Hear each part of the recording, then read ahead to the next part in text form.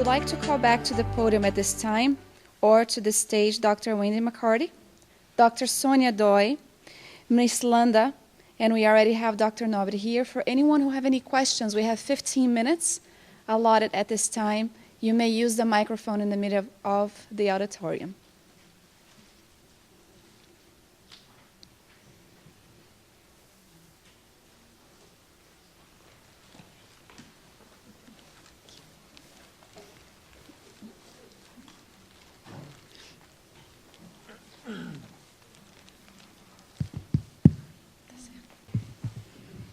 You may begin. Good afternoon, ladies. Thank you so much for your time today. It's great to have you here. My question is for Dr. McCarty. It was great to hear about the therapy and the approaches that we are now taking to address all these traumas or challenges that our kids have, even from birth, or even perhaps a little bit before. In a perfect world, though, we wouldn't need to do that because we'll be so well adjusted and so well attached that that wouldn't happen. I know that you talked a lot about the reactive approach of dealing with these traumas and these problems, but what could we do as parents and educators to help maximize the potential of children who perhaps don't have those traumas, but that could still maybe be fostered along a little bit better? Should we then be talking more to our kids? How should we do that if that's the case? How would educators and parents in general make sure that we are helping our kids develop from a very early age, emotionally and socially, in that sense?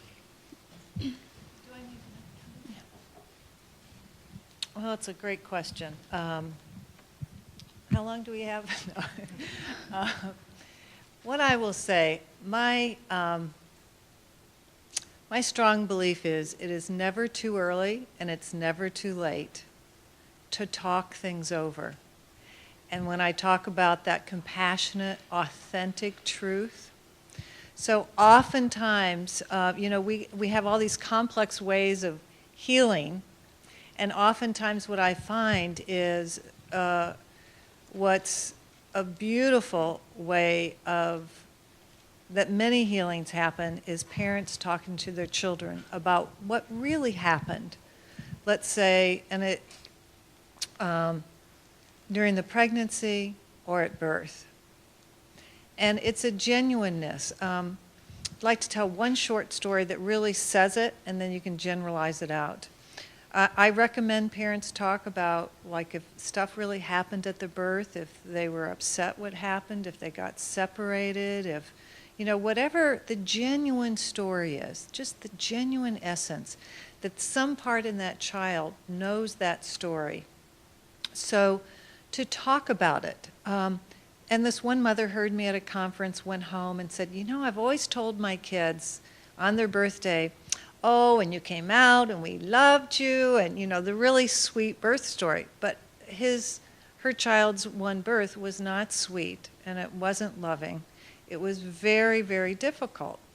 So after hearing me talk, and someone had asked a question like yours, so she decided, I'm going to go home and just talk to him about just what really happened. And I recommend people do it when it's a sacred space between they, take care with their parents and kids.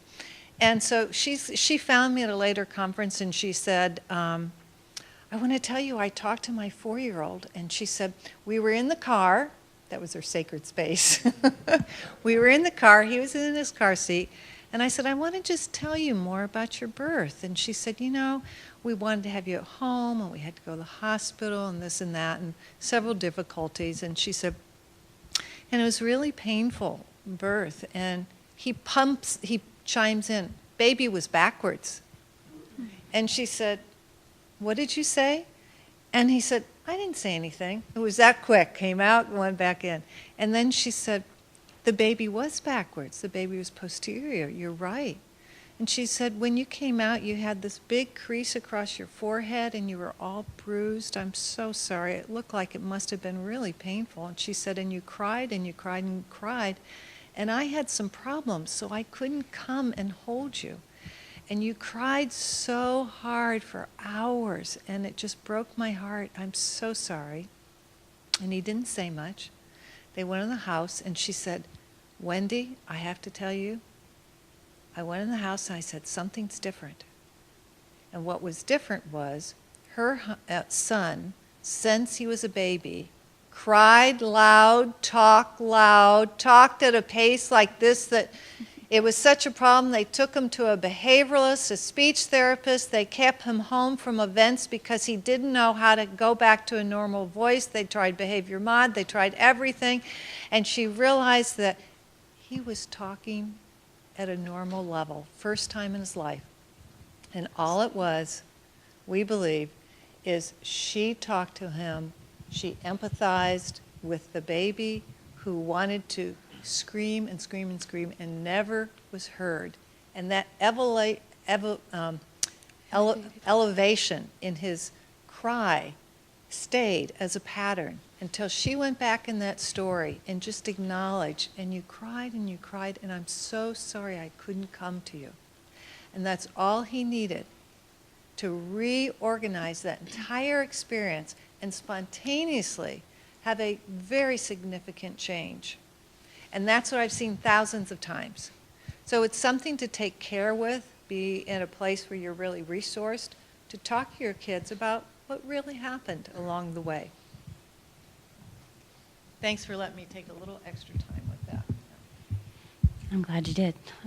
I have a question about when a baby is in utero and the father is in a traumatic situation like a war. In my case, my father was a helicopter pilot in Vietnam, and he was in that situation. He had a time between tours. My mother got pregnant, and then he had to leave again. So I've had a couple therapy sessions where they've talked to me about post-traumatic stress. And we kept looking into past lives, and I kept feeling like, no, it was this one. And I was wondering if you could just speak to that, anyone. I'm sure several of you may have an idea about that. I want to understand, that was your father that was away when you were pregnant, in utero? No, when I was in utero. When yes. you were in utero. Absolutely. I've seen that quite a bit. I'm sorry that that's been, with you. I have seen that quite a bit. Yes, mothers and fathers are both really important. It's, you are connected to them, and it's non-local connection. So what I have seen is what fathers are experiencing, especially when it's a very intense experience or an injury or an unresolved PTSD, their child actually is resonating with that. And also the mother is going to be holding a lot for her loved one over there, and you're resonating with that, absolutely. So, and in our approaches, we work with a trauma resolution, one of the healing modalities for that, for you, but also work for you as that baby in utero. That's what I like to do. I like to use the healing modalities literally for that baby and talk to that baby. We can talk forward and backwards to ourselves in time and space, outside of time and space. You can go into meditation, talk to you as the baby and explain what was really happening and that you're feeling that. And, just be with the baby with that. And new ideas and things will come to you in your relationship with that part of yourself. That's so a wonderful idea. Thank you very much. Yeah. I have time for one more question. Hi. I've been thinking about the holographic family field for women and families who have had a pregnancy loss or an infant death. And I'm sorry, I don't remember everyone's names, but there was a comment made that, we shouldn't blame ourselves. We shouldn't blame the doctors. But I work extensively as a mental health counselor with women and families who have had this kind of loss, and it just explodes. And I'm sure you understand on so many levels what can go wrong. Do you work with women and families who have had these kind of circumstances, and any advice?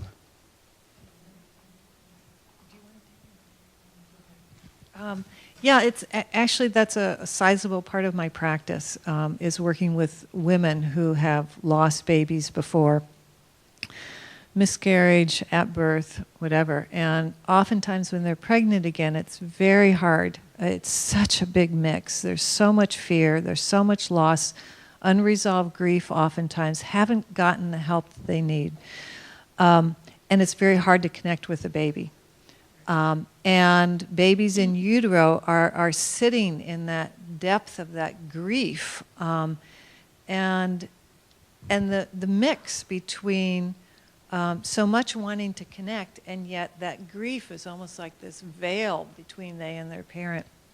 So again, once I started using energy psychology, I oftentimes within one session we had, it's happened so many times with women where, and I worked with one woman who was a childbirth educator, had written a published peer-reviewed journal article about how difficult it is to heal post-traumatic stress in women. And we had one session for that, and it was done. I recently worked with another woman, and she had lost a child, and within one session, she had such peace that week, she and her baby bonded in utero, were talking, she had a sense of the personality of the baby. I mean, it was just so striking how in 1 week that could turn around. But it is a major, especially if it's an early miscarriage, I would say that's even the more extreme, that so many people don't understand how that can affect the mother unless she has some help to resolve it. And it is one of the most important things, I think, to resolve before you have the next one, because it really is a very intense pattern to be in and can affect birth and just that whole ripple effect. And now we can. Say again, what was the treatment that you did with them? I use TAT, EFT, I use some healing modalities, and I also will get quiet in a meditative way, talk to the baby who left, and do EFT for whoever has unresolved. And oftentimes we'll get intuitive hits, we'll get communication from the baby that left. Sometimes it is the one coming back in. And so we just literally compassionately talk about what happened, everybody's feelings. When we sense something from the baby who left, we acknowledge it. We feel the change in the field. So, yeah. I know it's hard to answer quick, but yeah. Just one quick addition to that is that there's a book called Ended Beginnings, which was written by a couple women who had a therapy place, I think in Colorado, when the book was written, I think, in the 90s. So for someone who doesn't have access to therapy or is just beginning to think, or if you want to pass knowledge to pass the idea that this, can be discussed, that might be one way to get people starting to think about how the healing can take place by referring to a book like that. Maybe you have some other sources.